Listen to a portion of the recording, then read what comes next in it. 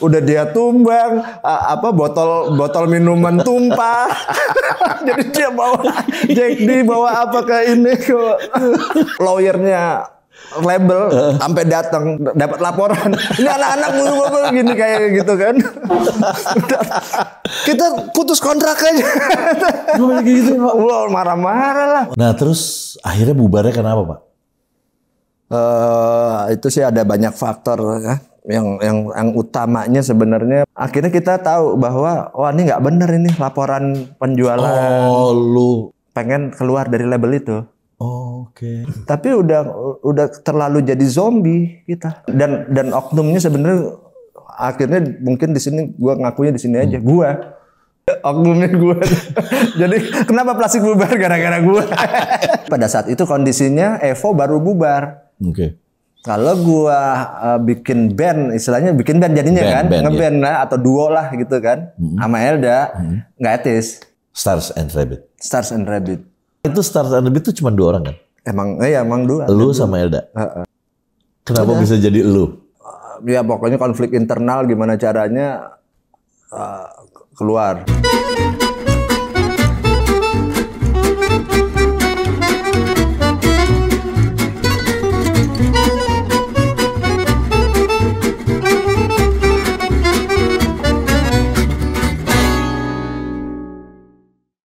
Halo, ketemu saya lagi Ferdi Tahir di acara All You Can Eat bersama sahabat saya Didit Saat. Selamat pagi.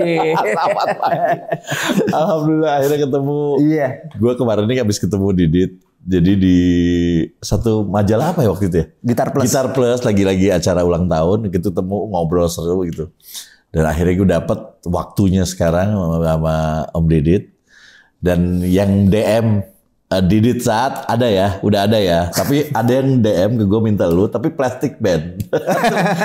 Sekarang udah bukan Plastik Band. Sekarang udah bukan. Bukan. Om Didit, gimana kabar? Masih bugar? Alhamdulillah. Alhamdulillah ya. Iya. Itu gara-gara main terus sama anak muda apa gimana? Kira gak berubah loh. Didi tuh gak berubah loh dari zaman gue masuk Elemen kan. Kita kenal waktu zaman dulu. Iya, bareng-bareng lah kita dulu ya. Didi itu dulu Plastik Band. Nah sekarang kan ada, nanti kita ngobrol sampai ke Stars and Rabbit. Iya. Oke. Om Didit, ceritain dong Om Didit, gimana kok lu bisa sampai sekarang jadi kayak gini? Semua musisi gak ada yang gak tahu lu. Kita tahu semuanya. Apalagi sekarang anak milenial ya, kita ngomong bukan Gen Z ya. Anak milenial udah tahu lu semuanya. Awalnya itu sebenarnya lu tuh memang anak musisi yang diharuskan jadi musisi, ataukah lu adalah orang yang rebel pengen jadi musisi padahal bukan, dari keluarga yang akademis misalnya gitu? Iya. Enggak, keluarga gue keluarga santai kok. Musisi juga bukan? Enggak juga. Oh bukan Enggak. Musik. Bisa main musik bokap, dari kakek bokap bisa main musik, tapi bukan berarti mereka istilahnya cari makan di musik. Bukan profesional? Enggak. Ya dia cuma penikmat atau ya? Iya, untuk mainin sendiri aja gitu. Tinggal di Jakarta. Oh memang dari kecil lu Jakarta? Dari lahir di Jakarta. Enggak ada yang ini, keluarga gue emang kakak beradik gue emang semuanya bisa main musik. Bisa main musik? Bisa main musik. Yang profesional cuma lu? Sama abang gue Imanes. Oh Imanes itu kakak lu? Abang gue persis. Enggak maksudnya? Di atas gue satu. Kandung?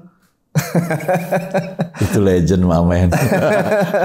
Makanya ini sekarang kan lagi mau bikin juga ada project Imanes ya? Iya. Imanes. Iya. Itu sama Penyot sama semuanya. Ivan juga. Sleng. Itu memang ada bandnya. Jadi nanti kita tunggu keluarnya seperti apa. Karena itu memang salah satu legend Indonesia. Ternyata kakak kandungnya Didit. Namanya Imanes Saatnya sebenarnya? Abdul Firman. Iman panggilannya. Panggil Iman. Jadi Imanes. Imanes. Okay. Itu Bim-Bim yang ngasih nama itu. Oke, terus lu sekolah seperti biasa layaknya biasa? Sekolah seperti biasa sampai kuliah itu. Gua kuliah aja ngambil ekonomi.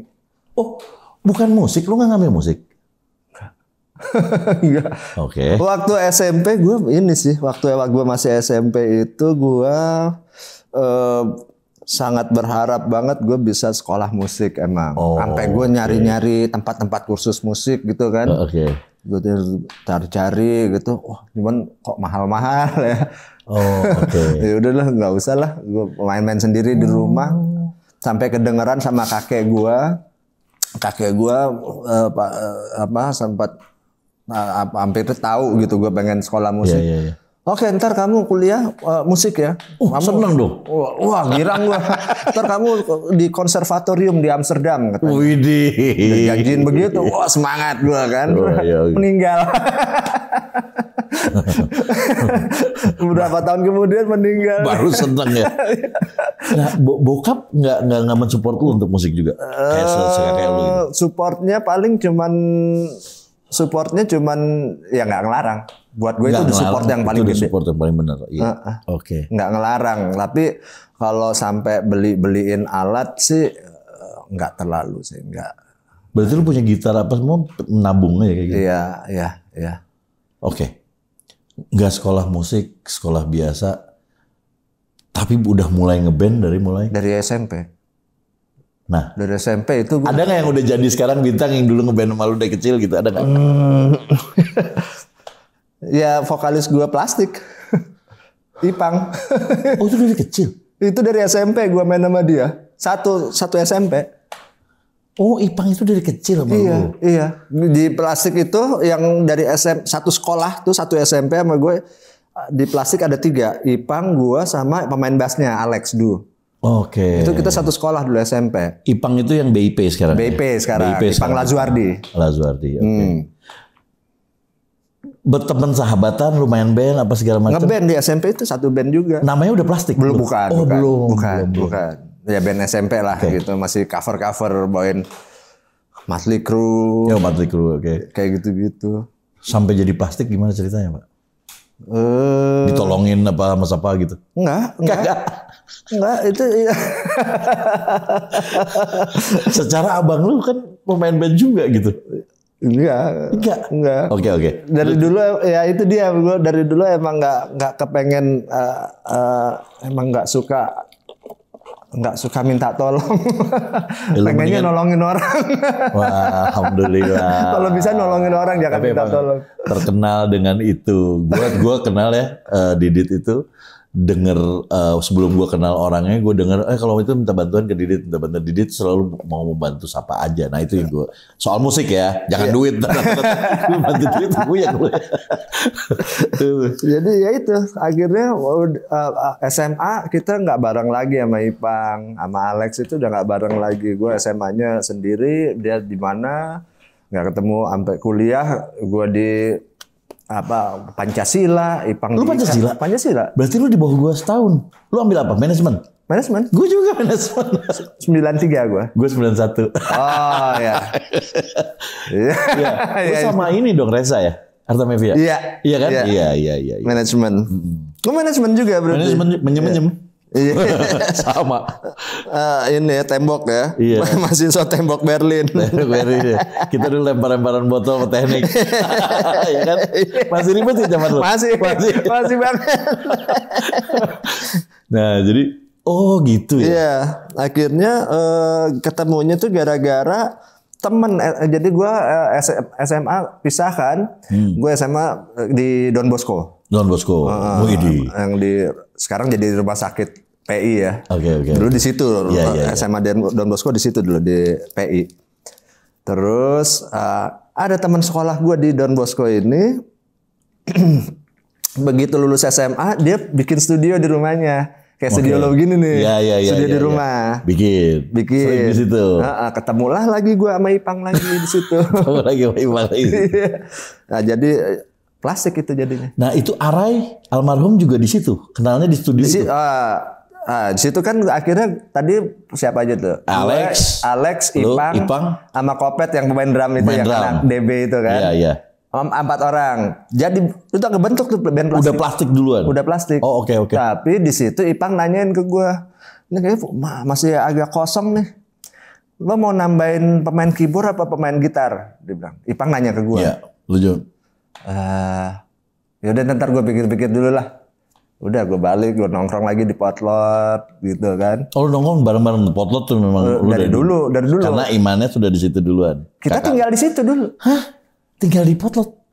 Di Duren 3 gue. Iya, maksudnya deket situ. Lo tahu Hotel Kaisar sini? Tahu. Itu rumah gue tadi. Oh, yang punya hotel.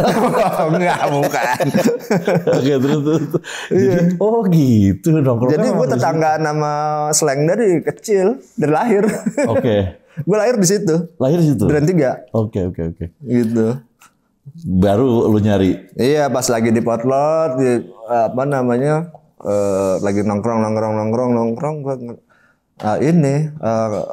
makan Indomie sama Arai, lagi ada Arai di situ. Gue ngajakin makan Indomie, depan jembatan. Ayo katanya. Yaudah, makanlah kita Indomie berdua. Terus gue pikir-pikir, loh Arai kan pemain gitar. Iya.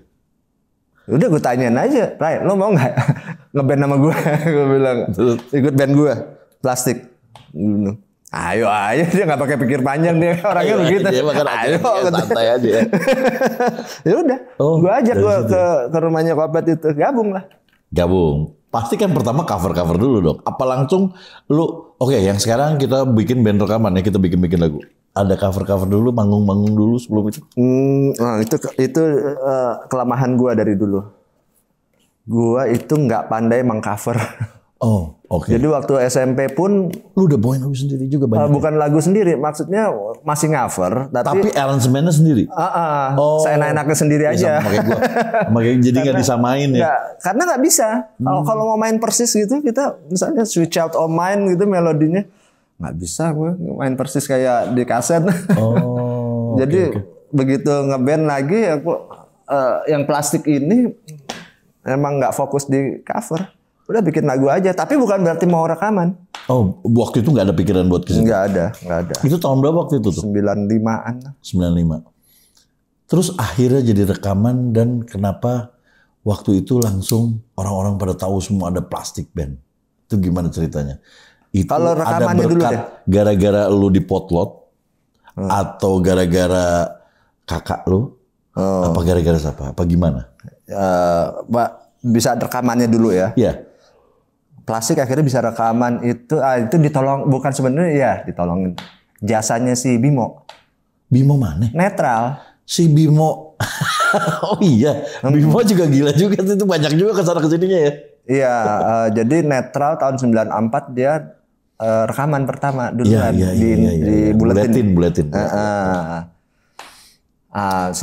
Selain si Bimo sama Ipang satu alma mater, gua juga dulu di Netral kan, sebelum Netral. Iya, dia cerita juga tuh di Netral. Pernah ngeband sama Bimo. Si Eno atau Coki gitu cerita. Sebelum Netral. Sebelum Netral, ya. Sebelum Netral. Sebelum Miten ya? Dari sebelum sampai bareng-bareng sama Miten ya, almarhum. Gitu. Nah, Netral 94 rekaman album.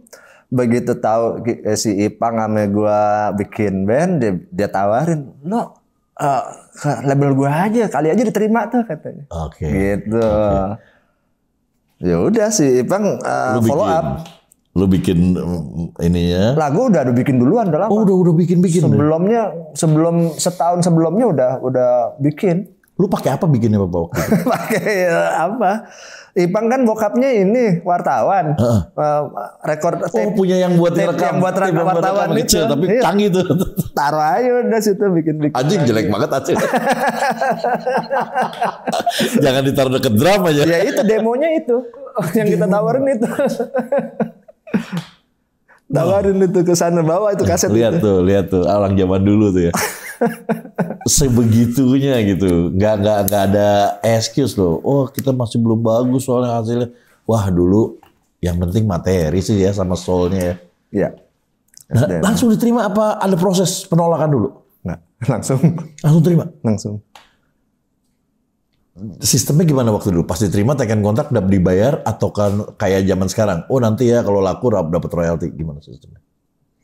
Nah, itu gue lupa itu. Gue soalnya itu Plastik itu era Plastik itu era skip gue.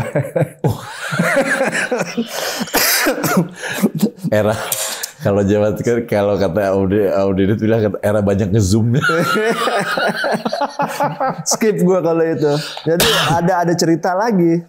Pokoknya nggak tahu gimana orang teken kontraknya aja gue lupa. Nggak ada manajer apa segala macam? Nggak ada. Nggak ada. Rock and roll.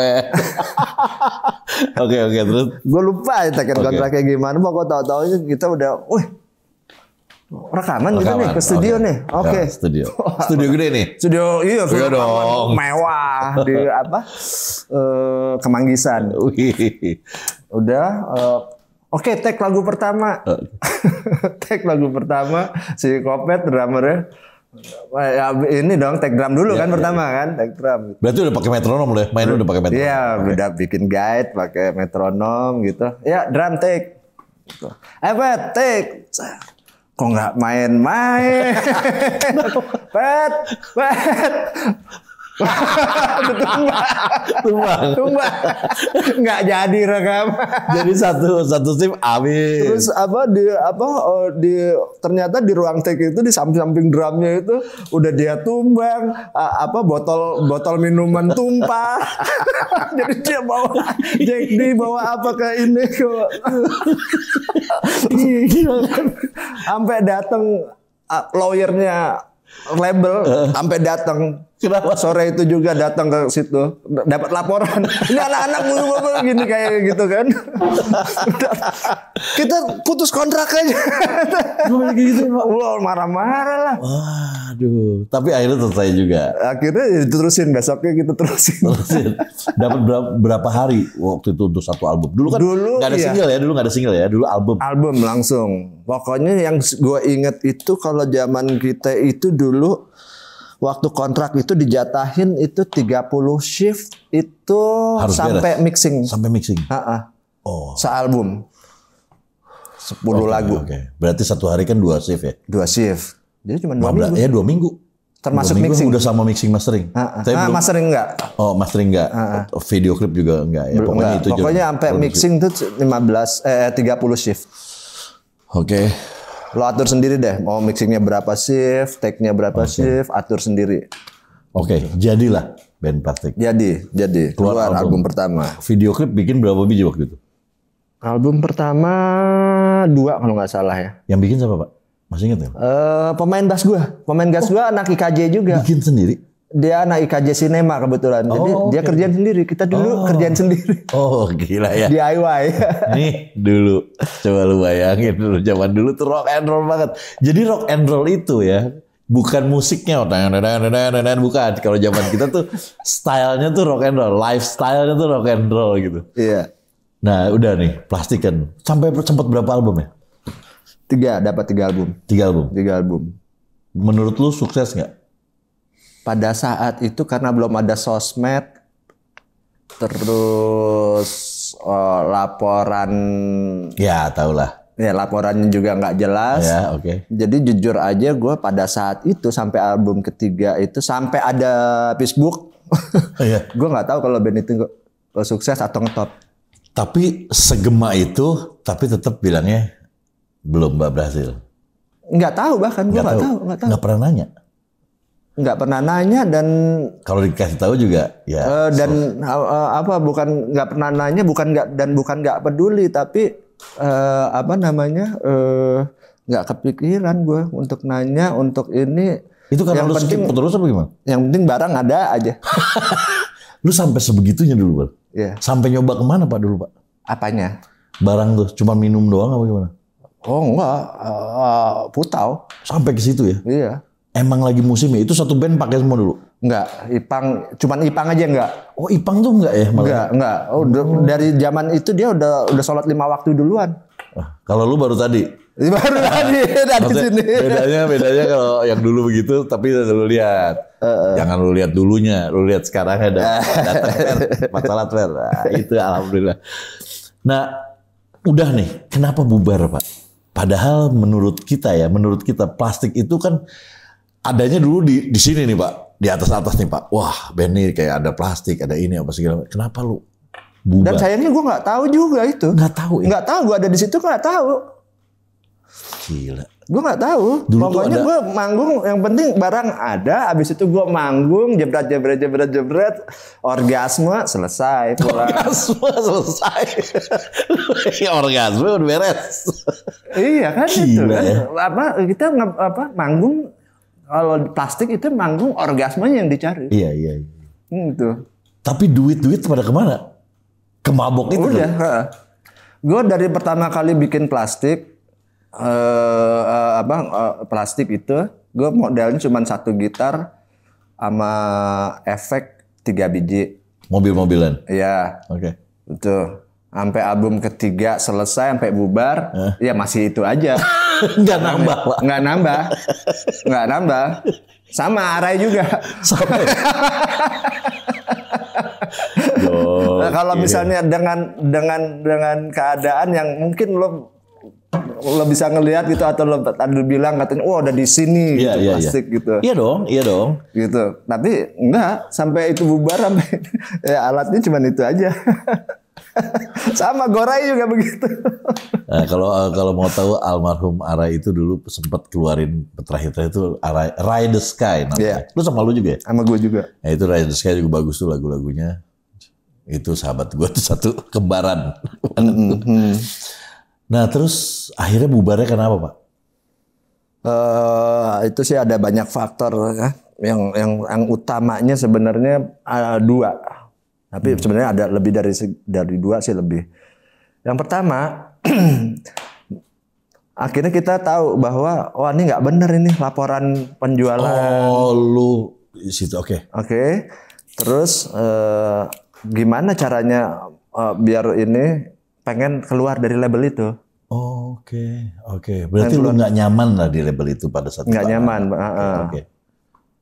Gitu, apa namanya, biar keluar, tapi kita nggak ngerti kontrak. Begitu dilihat kontrak, loh kok kayaknya ngikat banget kontraknya nih. Kontraknya masih lama. Iya. Gitu ya. Lu udah nggak nyaman.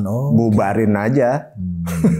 Tapi di selain itu juga emang ada, karena kita semua junkie di situ. Terus konflik. Album ketiga itu rekaman udah sendiri-sendiri. Jadi kalau gue take gitar, nggak ada Arai. Ipang take vokal, nggak ada siapa-siapa, di take aja sendiri dah. Nah itu lu melihat kondisi itu kan mungkin oke dengan tidak nyaman di label. Tapi sebenarnya internalnya juga berarti ada ribut-ribut kayak gitu, konflik-konflik. Sebenarnya bukan ribut sih. Tapi udah terlalu jadi zombie kita. Berarti yang lu salah, yang bertanggung jawab itu adalah sebenarnya cuma gara-gara nggak pernah ada yang sadar ya? Nggak pernah ada yang sadar. Itu sih sebenarnya. Dan oknumnya sebenarnya akhirnya mungkin di sini gue ngakunya di sini aja. Gue waktu pertama kali bikin plastik itu anak-anak belum ada yang jangki. Cuman gue doang. Tapi gue Arai masa Arai nggak jangki? Enggak. Belum. Ya begitu mulai tulis lagu, bikin lagu di studio. Itu anak-anak gue sebelum nulis lagu gue iniin dulu, gue suapin dulu. Isap. Ayo baru main. Isap lagi. Akhirnya baru. Semua jadinya. Akhirnya. Ipang doang ya enggak? Ipang enggak. Makanya oknumnya gue. Jadi kenapa plastik bubar gara-gara gue? Dan benar-benar tidak semengenakan itu, Pak. Gue kan ada yang bilang, kalau zaman dulu kan biar asik. Ya. Ternyata nggak seasik itu.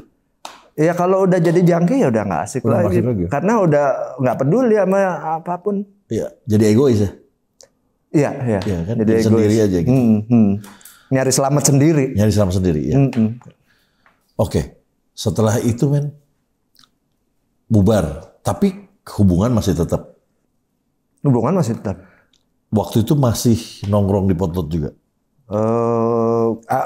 Karena gue pada saat itu udah married gue akhirnya. Married dulu gue. Married, dapat anak 2. Udah sembuh dong. Sembuh. Belum ya? Nah, kalau dari Putaunya udah. Putaunya udah. Tinggal, paling nggak jadi jangki. Nah, kalau mau pakai, nggak pakai juga. Bukan yang nyari ya? Iya, yang ngerti gue. Gitu. Cuman sosial. Iya. Bersosialisasi. Oke. Nah itu pada saat itu abang lu masih ada? Imanes masih ada. Meninggal tahun berapa sih? Tahun 2004. Oh, masih lama ya? Masih lama. Lu bikin plastik, sedangkan Imanes lagi gitu top. Itu ada konflik of interest nggak sama lu? Nggak ada sama sekali. Karena gue emang ke abang gue nggak dekat sebenarnya sih. Oh gitu. Nggak dekat. Makanya lu nggak mau minta bantuan sama tuh? Iya, iya, iya. Pai waktu itu udah kenal? Ya udah dari masih Kecil. SMA. Nah, Pai itu kan termasuk salah satu orang yang menolong orang juga sebagai Iya, produser besar di zaman lu nggak ditolong sama dia? Sini nih gue bikinin gitu. Enggak dulu. Enggak. Makanya gue bikinnya di luar potlot kan. Oh itu di rumah drummer gue itu di Patal Senayan. Jadi si plastik itu bukan di dalam potlot ya? Enggak di dalam potlot sebenarnya. Enggak di dalam potlot. Cuman emang ada anak potlotnya gue sama Arai. Iya. Tapi bukan berarti band itu dibentuk di dalam potlot. Bukan ya. Bukan. Beda sendiri ya. Enggak. Oh, I see. Mau ngerti gue. Gitu. Oke. Bubar. Abis bubar, apa yang lo kerjakan lagi? Lo tetap bermusik atau lo bikin band lagi? Gue di situ belajar komputer. Oh, operate-nya.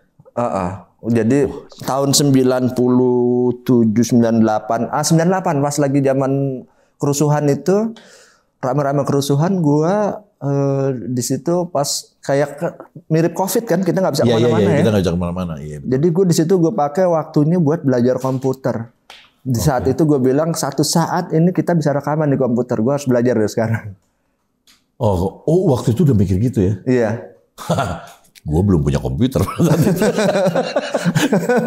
Gue belajar komputer di situ biar bisa rekaman. Berarti komputer juga masih udah belum ada laptop?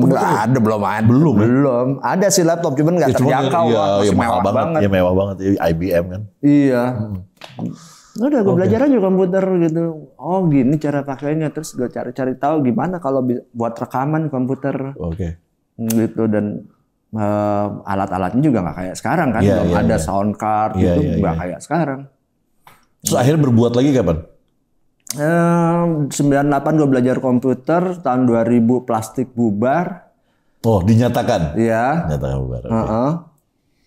Terus abis itu ya udah, gue pertama kali yang gue kerjakan adalah gue tanggung jawab moral ke Ipang. Sebenarnya yang sangat terpukul kalau plastik bubar itu Ipang. Kenapa Pak? Kita yang pemain band ya terusin aja main band sama siapa kayak gampang kan. Ngafe juga bisa kalau mau gitu kan. Nah kalau Ipang kan vokalis, dia mau gimana, mau kemana?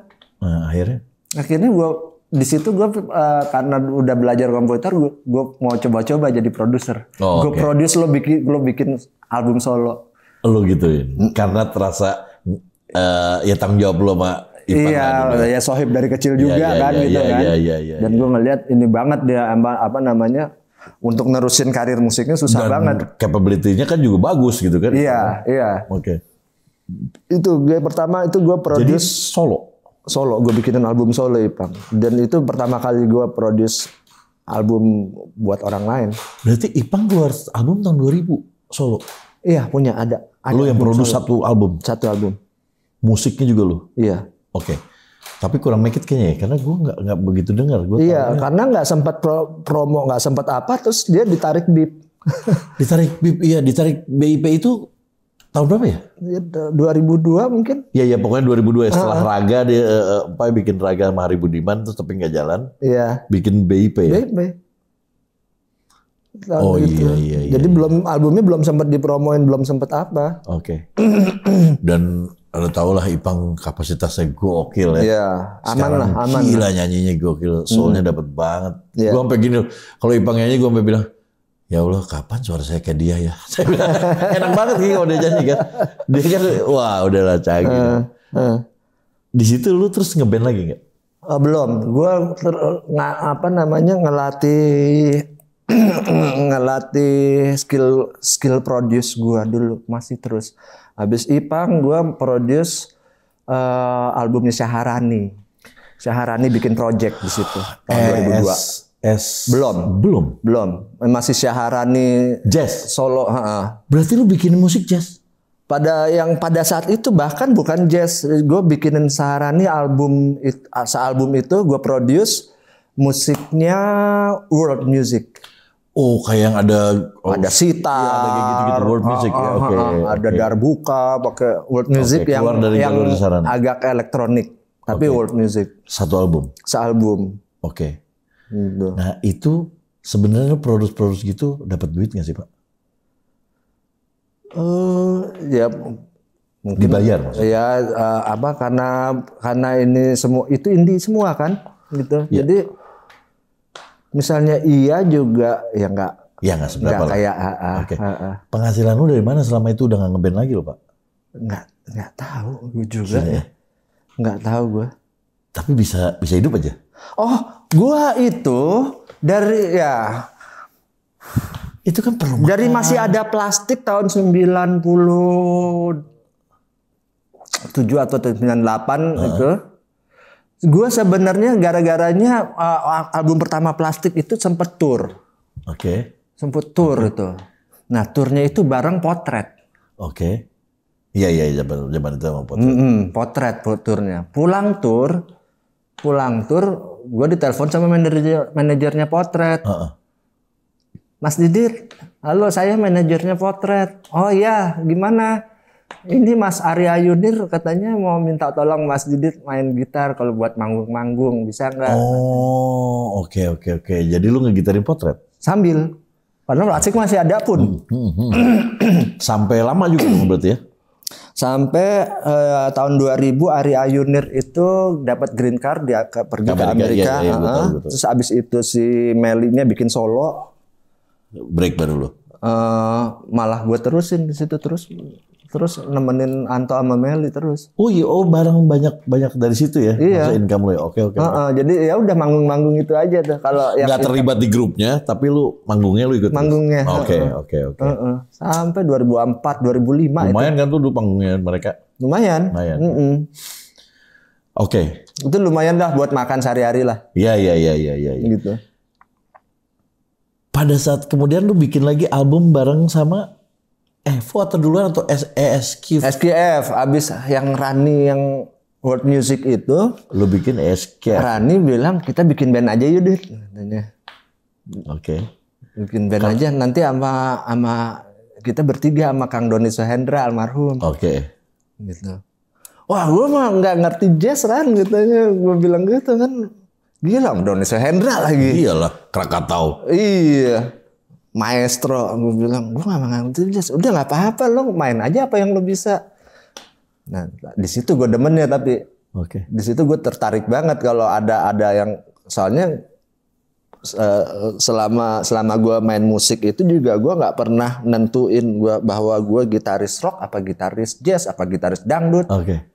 Enggak, gue cuma mainin apa yang gue bisa aja. Lu di situ lu belajar lagi dong tentang jazz berarti. Sedikit banyak pasti lu akan belajar lagi. Kalau belajar sih gue nggak pernah pelajarin, tapi kalau dengerin jazz gue dari SMP. Oh, memang lu berarti basic jazznya juga memang suka jazz ya lu juga. Suka ya? dengerin. Suka dengerin. Okay. Nggak asing lah di kuping gue. Iya. Tapi untuk maininnya sih gue nggak sih. Nggak mempelajarin. Jadi berapa album di situ? Apa SKF itu ada dapat 3 album. 3 album. Gue ingetnya tuh, gue nggak ngerti itu bandnya, gue nggak tahu waktu itu. Cuman Syaharani kan selalu pakai nama itu kan di belakangnya. Syaharani and Queen Fireworks. Iya. SKF itu Queen Fireworks. Syaharani Queen Fireworks. Pasti pakai itu terus gitu. Waktu dulu kan zaman Twitter kan. Iya. Jadi kita masih suka Twitter. Iya, benar. Oke. Dulu masih ada band jazz. Masih ada band jazz. Ya, kan? Almarhum juga ya. Almarhum juga udah. Abis bikin itu, bikin apa lagi Pak? Nah itu Evo. Di tengah jalan baru Evo. Oh Evo itu produk TV ya?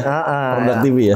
Bikin apa namanya? Reality show. Jadi personilnya tuh dari band-band yang udah bubar atau keluar. Okay. Dikumpulin itu band-band 90s itu. Lu siapa aja? Lu Gua ada Onat, drum, oke. dia ceritanya apa Gigi kan, X Gigi, Ya, lu plastik. X Plastik, X Gigi, X Dewa, Erwin almarhum, Almarhum.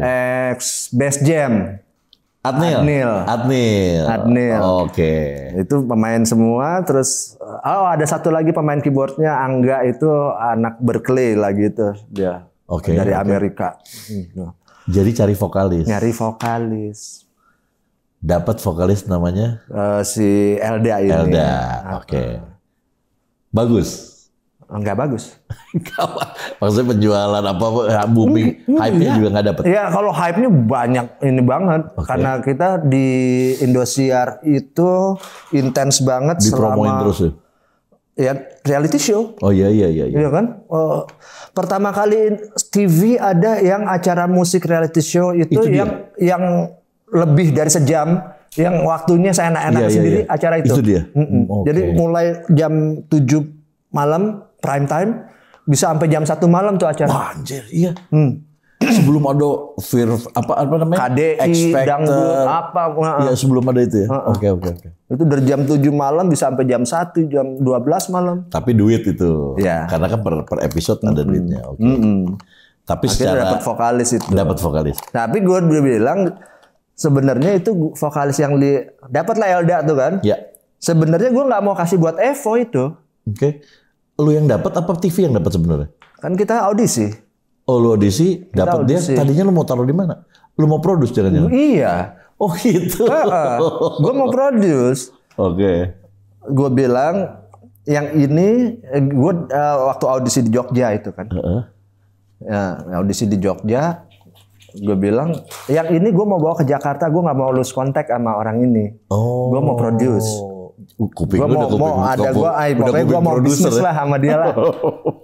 Mau bisnis sama dia. Nah, kalau anak ini sampai masuk ke Evo hancur.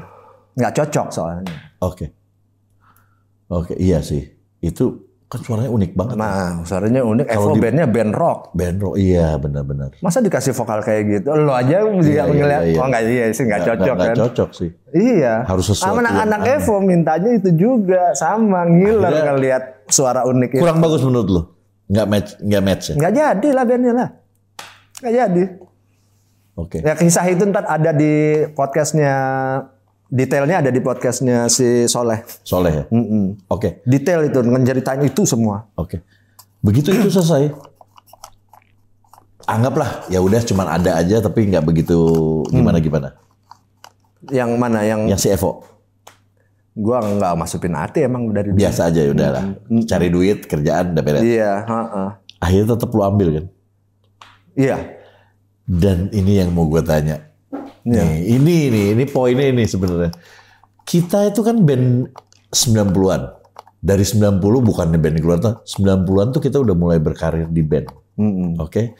Which is ini salah satu yang problem kita sekarang. Maksudnya 10 tahun yang lalu udah menjadi problem kita. Bahwa gimana caranya meledakin lagi. Gimana caranya bikin sesuatu lagi yang baru. Oh akhirnya kita menutup mata dengan, oh udah bukan zamannya kita kali. Udahlah kita mah terima-terima aja. Banyak yang begitu. Even gue pun pernah berpikiran begitu, Pak. Yeah. Udahlah kita nggak bisa bersaing. Udahlah kita nggak bisa masukkan anak muda. Selalu realistis begitu. Ya. Realistis. Okay. Padahal sebenarnya nutupin bahwa gimana lah udah punya omongan.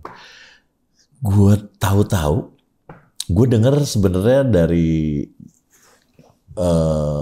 ya anak-anak gue lah. Tahun berapa waktu itu? Stars and Rabbit. Itu tahun berapa lu keluar? Gimana ceritanya lu bisa keluarin itu dan jadi meledak? Itu yang gue bingung. Iya. Bubar Evo itu 2008 apa 2009. Oke. Si Elda itu anak Jogja yang gara-gara Evo akhirnya tinggal di Jakarta. Akhirnya tinggal di Jakarta. Iya. Lu punya beban lagi. Iya. Evo-nya bubar. Terus si Eldanya udah di Jakarta. Udah keburu di Jakarta lagi. Akhirnya dia pamitan mau pulang ke Jogja aja. Di sini nggak tahu mau ngapain katanya. Ya Allah. Terus? Iya. Akhirnya gue bilang ya udah. Lo pulang aja dulu.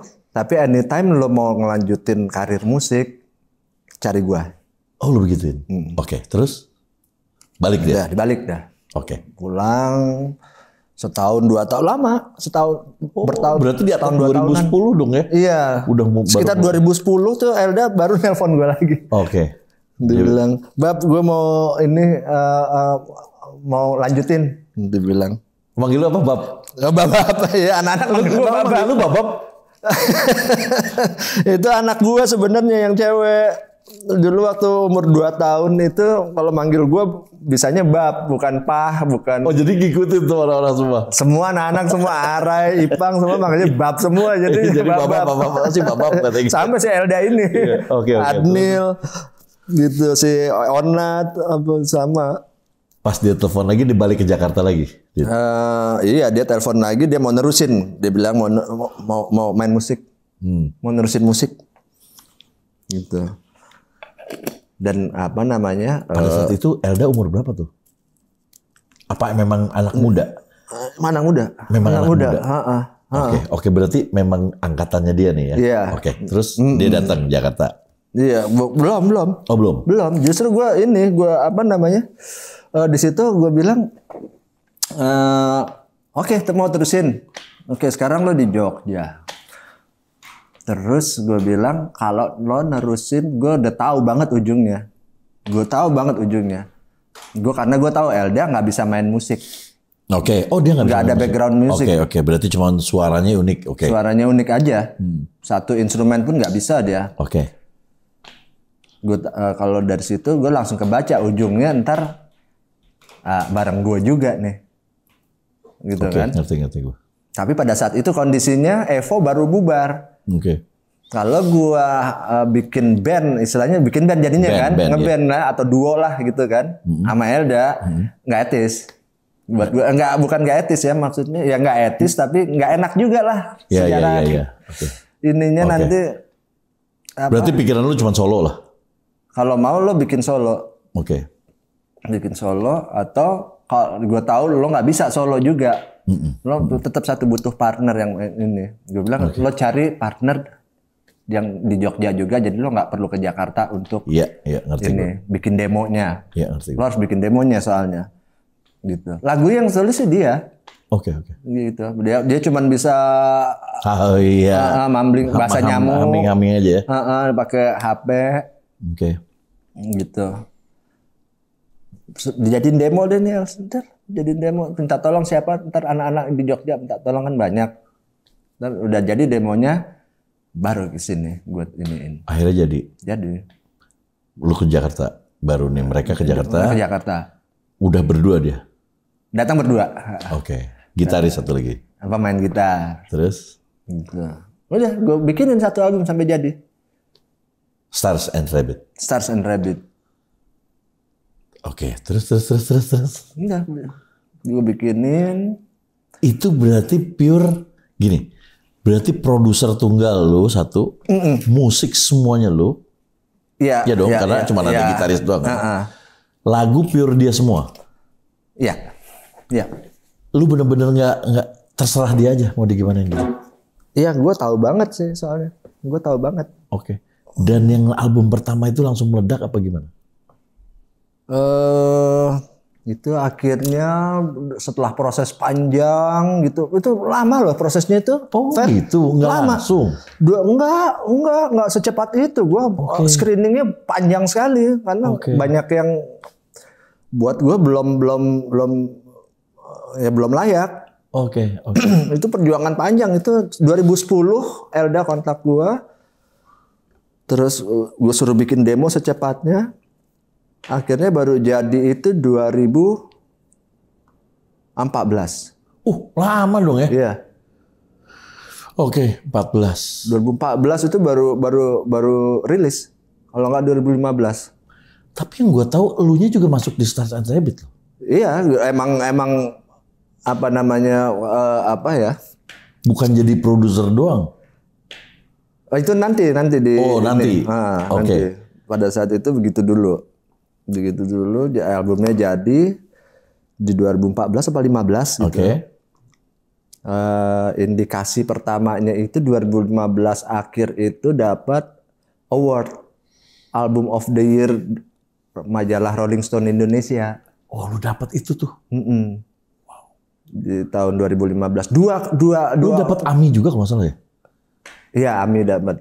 Iya kan? Di tahun 2015 itu dari Rolling Stone yang acara yang sama, di award yang sama, band yang gue produce itu dua-duanya masuk. Oh, satu lagi siapa?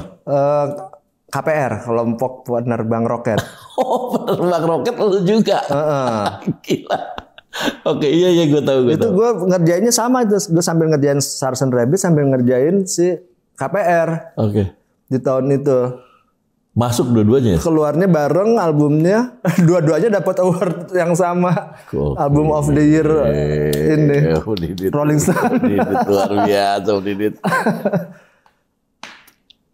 Itu kan lu sendiri labelnya? Yang KPR kan emang ada si Risma itu dia. Risma itu dulu teman gue, anak bekas The Majors. Dia bikin pada saat itu dia bikin label sendiri. Produk pertamanya KPR. Gitu, minta tolong gue produce gitu. Kalau Sarsen Rabbit emang jatuhnya emang project apa namanya yang sendiri. Gua yang emang gua janjiin ke Elda ini. Yang promo kan duitnya dari mana lo? Lu promoin sendiri gitu. Iya. Gila sih. Iya. Oke. Sendiri aja seadanya. Oke. Terus habis itu kenapa bisa jadi lu? Sekarang itu Stars and Rabbit itu cuma 2 orang kan? Emang 2. Lu sama Elda. Yang si orang Jogja nih? Tahun sebelum COVID 2019 itu akhirnya ya pokoknya konflik internal gimana caranya keluar. Meledaknya tahun berapa, Pak? Yang sampai gue lihat nih anak-anak gue yang milenial ya. Milenial ya, bukan Gen Z. Kayaknya langsung sebenarnya. Langsung ya? Langsung itu. Sampai 21 juta yang lihat tuh waktu itu. Dan itu sampai keluar kan kedengerannya. Iya makanya. Iya. Nah, apa yang bisa membuat itu sebenarnya menurut lu nih kalau kacamata kita ya? Lu kan ibaratnya orang-orang sejaman sama gue nih. Ini mungkin teman-teman ada yang sejaman sama kita juga. Kok lu bisa membuat satu hal yang meledak lagi? Padahal konsepnya udah beda nih, udah digital. Apa yang bisa membuat itu? Menurut lu apa sih yang membuat waktu itu naik? Sama aja sama zaman kita sebenarnya. Nggak tahu. Enggak, jangan diniatin. Oke. Dan kalau gua kenapa gua dari zamannya Evo itu gua udah langsung nunjuk Elda, gua ini karena itu ada faktor X juga. Kita semua punya faktor X. Iya. Setiap orang ada, itu gue percaya gitu. Cara dia nyanyi, kalau lo cara lo berasa gitu, lo kalau ngobrol sama orang lo appreciate, lo tuh kan berasa banget. Itu kan faktor X lo gitu kan. Semua punya masing-masing. Itu terus apa namanya? Sama nggak tahu, gue juga punya perasaan gitu. Kalau Elda tuh treatmentnya idealnya sih kayak begini. Kalau Ferdi, Tahir itu pasti treatmentnya sebaiknya begini. Berarti intuisi lu sebagai produser berjalan di situ. Iya. Oke. Tapi itu kan dengan standar gua dan bukan yang standar ini pasti bakal meledak, nggak ada. Enggak. Standar intuisi gua gitu kan. Yang which is dari zamannya Plastik, gue selalu diomelin sama produser gua label. Kenapa? Lo tuh ya katanya. Lo kalau bikin musik itu kecepatan 10 tahun katanya, dia bilang. Berarti lu visioner, Pak. Dibilang gitu. Lo bikin yang udahlah, bikin yang inilah. Iya, Bellet. Gue susah nih jualannya. Lagi zaman Bellet soalnya. Lu bikin gitu waktu Plastik. Zaman Bellet 95, zamannya Bellet. Gue susah nih jualannya katanya, dia bilang. Dan waktu tahun 2008-2010, oke lah 2010 ya kita ngomong. Itu kan zamannya Britpop, lu tau gak lo? Iya. Zamannya Britpop, lu keluarin gaya kayak Stars and Rabbit. Iya. Itu gokil, Pak.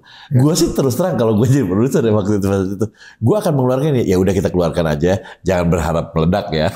Karena ini kan out of the box, right? Bingung gue. Terus terang ya, di sini gue denger kan pakai teriakan-teriakan. Ini Bjork lah. Kalau menurut gue ya Bjork. Bjork juga satu fenomenal juga. Yang wah pakai teriak-teriak, nyanyinya juga kayak yang santai, kayak yang nggak perlu dibagus-bagusin. Effortless gitu. ya. Iya, effortless gitu. Terus terserah dia. Ada yang kadang-kadang diulang lama, kata-katanya itu terus, right? Dan lu bisa believe sama itu, wah itu intuisi lu sadis Pak sebenarnya Pak. Jadi emang kalau gua sih main musik cara gua itu memang gua nggak pernah ngikutin apa tren soalnya. Oke. Dari dulu. Akhirnya jadi membuat dari dulu bahkan karena saking begitunya sampai gua kesulitan untuk untuk main cover lagu. Iya ngerti. Kesulitan, gua nggak bisa main persis, nggak bisa. Bahkan lagu-lagu gua sendiri pun, mau band-band gua yang manapun, itu kalau gua mainin manggung lagi, gua nggak bisa main sama. Nggak bisa sama. Nggak bisa. Oh. Nggak bisa gue mengulang. Berarti lu sebenarnya nggak bisa di kafe sih sebenarnya. Iya makanya. Di kafe kan harus mirip-mirip. Gagal terus gue kalau bikin band kafe. Band kafe. Pas pada saat lu tahu bahwa Stars and Rabbit. Oh iya, gue tanya dulu. Stars and Rabbit, kenapa Stars and Rabbit? Anjing, kelinci sama bintang beda. Ya, itu lagi itu pokoknya udah akhirnya kita produksi lah. Si Elda nanya, Bab, ini nama bandnya apa ya? Oke. Nama bandnya apa? Gue inget pokoknya gue langsung inget apa namanya berapa si Elda pernah ngirimin demonya itu Pak lewat email. Emailnya namanya Stars and Rabbit. Oh, emailnya dia. Udah gue bilang pakai nama email lo aja. Stars and Rabbit. Oh, oke. Gitu. Itu gara-garanya ya? Iya. Oke. Enggak, jadi enggak ada karena duo. Oh, iya. Cewek cowok bukan ya? Enggak, bukan itu kalau yang nemuin sebenarnya Elda sendiri. Tapi sehingga dijadiin nama email, alamat email. Lo yang mengidekan. Begitu ini, lo pakai email lo aja. Oke. Gitu. Jadi bukan berarti gue yang nemuin sih namanya. Iya. Lo yang mengidekan aja pakai itu. Oke. Pas di Stars and Rabbit gimana taunya bahwa kan kalau di plastik lu bilang, gue nggak tahu ada di posisi itu, benar nggak? Iya. Orang-orang bilang plastik, wah gila plastik, sangkin lu nggak sadar bahwa ada di posisi itu pada saat itu. Di sini gimana ya? Taunya bahwa, acik band gue nih meledak. Nah itu tuh. Ada yang ngasih tahu kah? Atau lu lihat charts kah? Atau dari manggung? Dari ini. Demand. Manggungnya kok jadi banyak, manggungnya jadi banyak banget. Iya, gue denger banyak banget manggung. Sampai ke luar negeri Pak? Iya, itu kalau ke luar negeri sih sebenarnya apa namanya, dari pas lagi produksi, kan Elda ini liriknya 100% Inggris. Ya. Dari pas udah liriknya Inggris, terus gua ngebangun mood, aransemen dan lain-lainnya itu di situ. Jadi gua siapin. Gue bilang ke Elda dan ke manajer kita dulu si Riva, ini gue kerjain musik ini buat modal lo jualan di Eropa. Musik ini akan diterima di Eropa, gue bilang. Dulu belum ada sampai ke situ, lo udah mikirin sampai ke situ. Iya, pas lagi mulai rekamannya. Bahaya nih orang. Terus. Padahal gue ke Eropanya belum pernah. Tapi gue yakin ini orang Eropa minimal orang Britishnya senang. Iya, tapi lo harus dengerin ya. Lo harus dengerin Stars and Rabbit. Yang belum dengerin, lo harus dengerin. Aneh Pak. Kadang-kadang lu masukin satu part yang cuma gitar kecil doang, iya gak sih? Iya. Ukulele. Aneh menurut gue, aneh dan gue anehnya lagi, kok banyak yang suka gitu. Gila lo itu. Iya. Gak common di musik lu sebenarnya menurut gue. Jadi habis itu emang gue tugasin si manajer ini gimana caranya biar bisa jualan bisa di Eropa. Di Eropa. Dan it's work.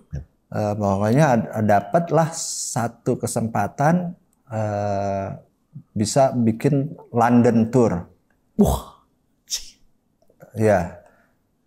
Jadi main di klub-klub di sekitar London. Berapa klub waktu itu, Pak? Berapa ya? 7 kalau nggak salah. Lumayan. Lumayan dong, bangsa lebih dari sebulan mana? 2 mingguan ya? 2 minggu. Wow, London langsung pertama kali, Pak. Pertama kali tur Dan Eropanya. ini, London is the expensive one. The negara yang lumayan paling mahal untuk hidup. Dan ternyata responnya bagus banget. Responnya bagus banget. Gimana rasa lu ditonton bule, Pak, terus responnya bagus? Keren. Gue bukan itunya, akhirnya gue pikir kalau gue itu dulu tuh, rasanya kayak apa namanya? Formula yang gue bikin bener berarti. Oh, itu ya. Kan gue bilang dari awal kan di situ kan, ini buat jualan di Eropa. Betul. Minimal orang Inggris, Britishnya seneng. Nggak tahu deh Prancis apa. It work, Pak ya. Dan di situ setelah pulang tur balik ke Indonesia, baru deh manggungnya bor. Iya. Jadi salah satu yang bikin jadi di sininya ini penuh juga karena lu ada tur di sana. Iya, karena tembus di sana. Iya, tembus di sana. Wow. Ini salah satu kebanggaan gue sebagai teman lu aja bangga. Wah, gila bisa ke sana gitu. Dan ya itu cuman mungkin karena masih gue nggak di band belum. Itu lu belum. Tapi lu ikut nggak ke sana ya tapi? Yang London gue nggak bahkan. Yang lu nggak ikut malah di situ? Nggak. Oke. Gue masih di sini aja. Gue masih ngeband. Oke. Gitu, tapi gue tetap di dalam keluarga itu. Oke, ngerti. Apapun mereka pasti ngapain di rumah gue selalu. Iya. Gitu kan. Gitu. Yang switch apa tuh yang bikin switch akhirnya? Setelah itu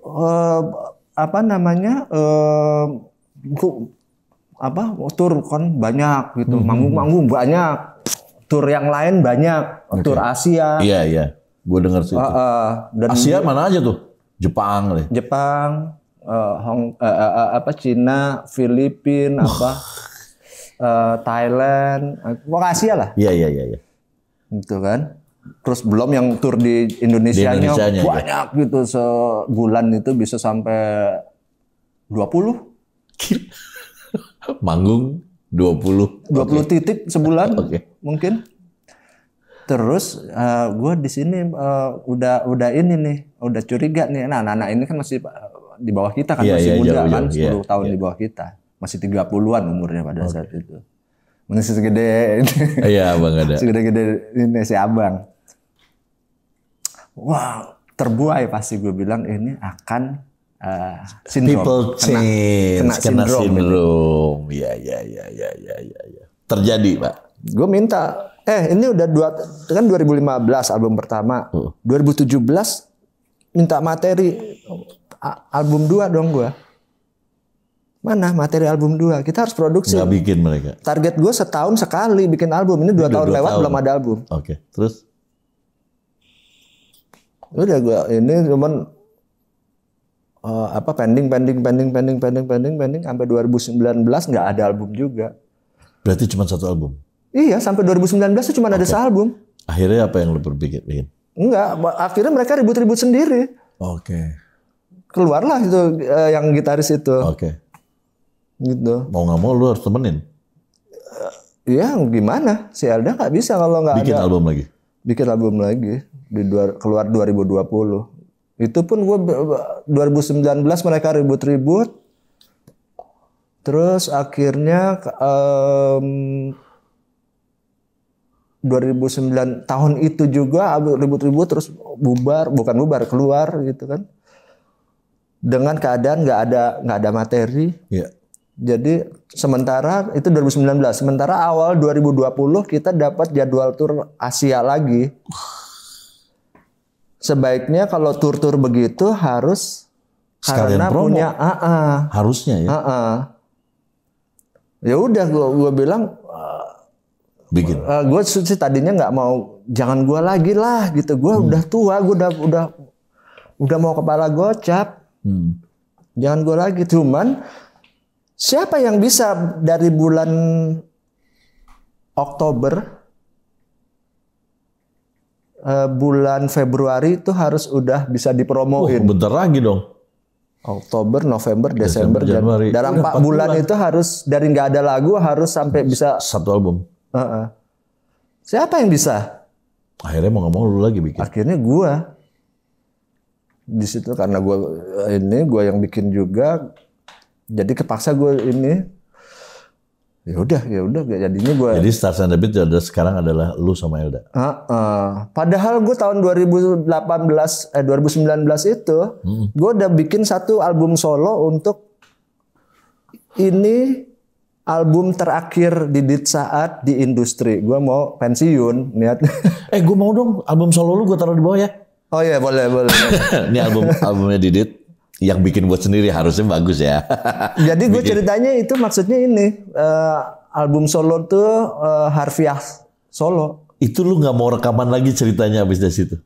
Iya. Dan itu maksudnya solo secara literally solo tuh maksudnya dari tulis lagu, rekaman, mixing, mastering, promo, label apa semua sendiri. Wow. Oke. Album sendirian aja gue, iya. Sealbum itu. Gue mau ya, yang gue taruh di sini itu boleh. Ya. Gue minta itu ya. Nah itu gue maksudnya gue udah mau pensiun, itu album di industri ya, bukan berarti gue berhenti main musik maksudnya. Okay. Di industri ceritanya lu mau pensiun. Iya. Tapi kan jadi gak bisa. Gara-gara Elda ini gue jadi ngeband lagi lah, manggung lagi gue. 2 periode. Jadi yang album keduanya Stars and Rabbit itu gue kerjakan dalam 3 bulan. Oke. Dari nggak ada lagu. 10 lagu. Dari nggak ada lagu sampai mastering. Make it lagi nggak? Alhamdulillah. Luar biasa. Ya apa namanya kita repeat. Sampai sekarang ya, gue juga minta jadwalnya Om Didit tuh lumayan dari bulan lalu ya. Iya. Alhamdulillah sekarang dapat, karena udah minggu depan udah jalan lagi. Masih rapat, alhamdulillah ya Pak. Alhamdulillah. Sekarang gini Pak, kalau misalnya mau ada yang lihat nih, mereka musik punya apa, dia butuh mentor atau butuh produser, lu masih bisa nggak nyari lu untuk jadi produser? Kan kata lu udah pensiun. Apakah memproduksi? Iya, gue tadinya maunya begitu. Kalau gue nggak ngeband. Tapi sekarang karena gue sekarang ngeband, gue orangnya kalau udah ngeband gue total. Iya, udah total. Total. Masih bisa nggak orang kalau mau nyari lu butuh produser? Kalau untuk produce, gue waktunya waktunya. Tapi kalau lo mau curhat, gue pendengar yang baik selalu. Kalau untuk bikin lagu, minta bikin lagu, lu masih bisa nggak? Gue juga sebenarnya nggak pernah manjain teman-teman gue siapapun yang gue produce untuk gue bikinin lagu. Oh oke. Gue tuh bukan hitmaker, gue sadar banget. Gue bukan hitmaker. Tapi jatuhnya jadi kayak gitu. Karena lu der gitu kan? Iya. Oke. Apa namanya? Semua hitsmaker juga ngomongnya kayak lu Pak. Enggak, harus dia sendiri yang nulis, minimal lirik. Minimal ada lirik atau notasi. Either one lah. Iya. Minimal lirik atau notasi yang harus mereka tulis sendiri. Musik oke, bisa gue tulisin. Tapi jangan sampai lirik dan notasi gue juga. Pokoknya kalau mau konsultasi musik, nanti gue kasih nih Instagramnya. Jadi itu. Terus kalau mau Stars and Rabbit, nah ini kan juga satu kendala kita itu adalah kalau kita nggak tahu mau manggil bingung gitu ya. Masih bisa nggak manggil Stars and Rabbit atau lu solo gitu? Ya masih lah, masih manggung sampai sekarang. Iya masih ya. Bisa kemana sih itunya? Ke ini label kita, ke Green Island Music. Green Island Music. Ada, nanti gue kasih di caption ya. Boleh di caption. Itu nanti hubungin ke lihat di caption gue. Nanti ada Green Island Music. Nanti boleh kalau mau manggil Om Didit atau mau manggil Stars and Rabbit bisa di situ. Iya. Karena jadwalnya lumayan sih, lumayan itu. Tapi gue udah terjawab semuanya. Kenapa lu bisa tembus lagi di era milenial? Ya karena main sama mereka. Ternyata mereka lu bebasin Pak. Iya. Lu cuman memoles ya. Iya. Lu memoles dan memberi semangat dan lu. Iya, cuman ngasih semangat. Ngasih semangat, moles. Dan dibebasin, lu cuman ngasih tahu nih musik kayak gini, diarahkan lu ke sini, lu ke sini, lu ke sini gitu. Iya. Wow. Itu ternyata. Gue pikir lu punya formula Pak. Gue tadi meminta. Lu fair lu giniin. Karena terus terang yang lu bikin itu semua semua dapat red line-nya. Maksudnya dalam artian musiknya begini. Iya. Gaya manggung lu aja sama attitude-nya aja lu pikirin. Iya. Sama video klipnya, anak gua kan video clip maker. Oke, video movie maker ya. Video musik ya. Iya. Dia bilang, gila Pak, klipnya keren banget. Sampai dipikirin sampai ke situ, jadi nyambung semuanya gitu. Jadi gue pikir lu tuh ngonsep nih kalau begini, ini akan laku nih begini-begini. Ternyata sama aja ya. Sama kayak berbuat kita, aja kayak kita dulu ya. Kayak kita dulu tuh sebenarnya nggak ada yang, ya itu aja yang gue pakai sih dari dulu. Okay. Apalagi kita dulu kan semuanya nggak kayak sekarang, semua apa-apa ada kan. Iya. Gitu kan. Jadi terbiasa sama keterbatasan, ngejalanin hidup dengan keterbatasan, nggak punya ini, nggak punya itu. Bener. Hidup dalam keterbatasan itu membuat kita berimprovisasi sebenarnya. Iya. Kalau kita punya semuanya, kadang-kadang kita manja ya. Iya. Tapi kalau terbatas, kadang-kadang kita mikir gimana caranya gini-gitu ya. Iya. Bener kan? Iya. Ya lu dulu punya gitar 1 efek 3 bisa jadi. Jadi ada satu contoh itu waktu album pertama Sarsen Rabbit itu si gitarisnya itu si Adi, anak Jogja. Dia cuma punya 1 gitar akustik, chord lagi. Bukan yang apa gitu. Bukan yang Gibson bukan. Terus mau rekaman kan? Mau rekaman dia sibuk mau nelponin temennya. Mau pinjam. Ngapain lo pinjam? Lo punya gitar apa? Ini doang katanya chord harga 1,5 juta. Ya itu yang lo pakai, lo punyanya itu. Lu gituin Pak? Iya. Iya, canggih. Lo punyanya itu ngapain lo pinjam orang? Kita maksimalin hasilnya ya. Iya. Main aja yang bagus, bukan gitarnya lo bagus. Studio lu di rumah kayak gimana? Lu rekaman itu? Di ruang makan meja. Serius Pak? Iya. Di ruang makan? Iya. Take vokal juga di situ? Gua gak punya studio. Iya, berarti lu gak cuma di ruang makan? Iya. Take vokal di situ juga? Iya. Hasilnya begitu? Iya. Berarti semuanya bukan karena alat juga, SDM. Ini main aja yang bagus, udah. Jangan alatnya dibagusin. Jangan alatnya dibagusin. Mainnya bagusin. Mainnya bagus. Soulnya dapet. Iya. Berarti bener ya. Kalau lu main jujur tuh yang gue kan dulu kan sering ngomong jujur deh mainnya, gue kan nggak ngerti ya. Akhirnya jujur itu yang lu suka ya, yang lu seneng aja. Jangan terkontaminasi sama yang lain gitu. Iya, jangan. Pengen jadi maksudnya jujur atau pengen jadi ini. Gitu. Kalau gue sih maksudnya jujur tuh mungkin ya. Ya itu yang gue bilang tadi, lu punyanya cuman gitar 1,5 juta, lu main aja yang bagus, itu jujur. Iya. Itu dia jujur. Main aja yang bagus. Bang, bagi rokok ada nggak? Iya. Maksudnya jujur kan itu. Jangan lo sebat lagi. Ya. Ada sih. Jangan lo berharap terus gue cuman punya efek 2 biji gitu, gue tapi butuhnya 7 biji gitu. Kalau nggak pakai 7 efek nggak jadi musik gue. Itu nggak jujur. Itu nggak jujur ya? Itu dia nggak jujur. Iya. Pakai aja yang ada. Pengen harus pakai mic yang harga berapa puluh juta, ngapain ya? Iya. Nah, ini punyanya mic yang mic karaoke, pakai aja kenapa? Iya. Wah gila. Iya benar sih. Karena gue juga gue nggak punya apa-apa juga. Dari dulu juga gue nggak maksain ya? Nggak punya gue barang yang bagus. Iya nggak maksain gitu ya? Enggak. Pinjem, jadi kan ada yang maksain gitu kan? Iya. Enggak. Gue cuman sampai detik ini aja gitar gue itu masih yang gitar yang plastik yang dulu. Masih gitar itu juga yang gue pakai sampai sekarang. Masih itu juga? Masih. Wah sadis. Apa mereknya? Fender. Fender Strat. Beli berapa puluh juta harga dulu? Gitu.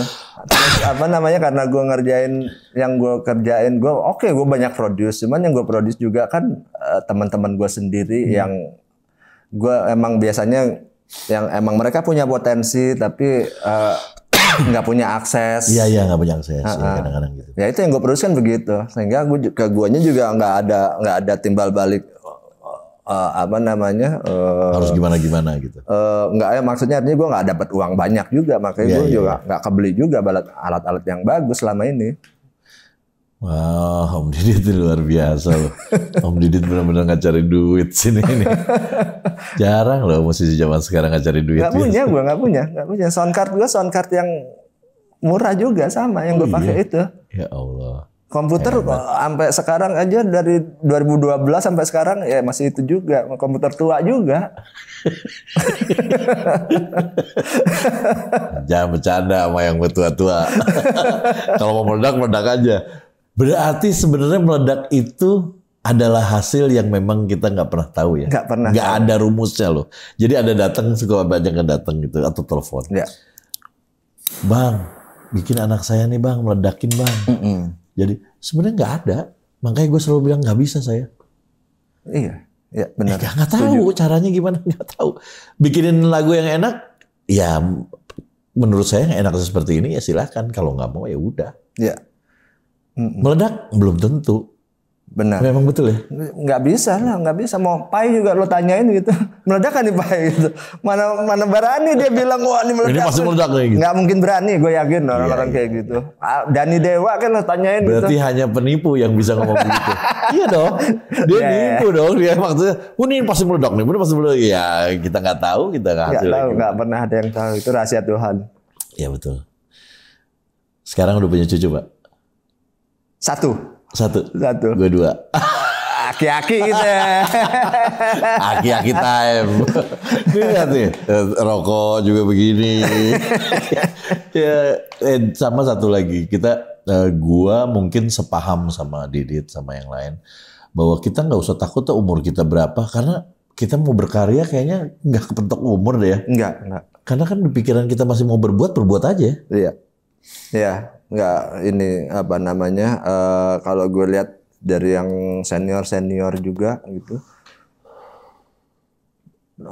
berapa bulan lalu masih bikin album tuh Rolling Stone. Nah iya betul. Masih bikin album. Saya aja mau laku nggak laku ya udah. Yang penting berbuat senang kan. Benar. Kan? Buat senang-senang aja. Buat senang-senang aja. Iya kalau nanti meledak lagi ya alhamdulillah. Alhamdulillah, rahasia Tuhan juga. Kayak Om Didit, alhamdulillah Om Didit masih manggung terus. Dan Om Didit luar biasa loh, sampai sekarang masih ngobrol, masih sama seperti dulu. Cuma bedanya sekarang sober. Ya kan? Sober, masih sehat, bugar, alhamdulillah. Terus gue nggak ngelihat ada perbedaan sih, Dit. Maksudnya lu cara ngobrol lu, yuk kita seru.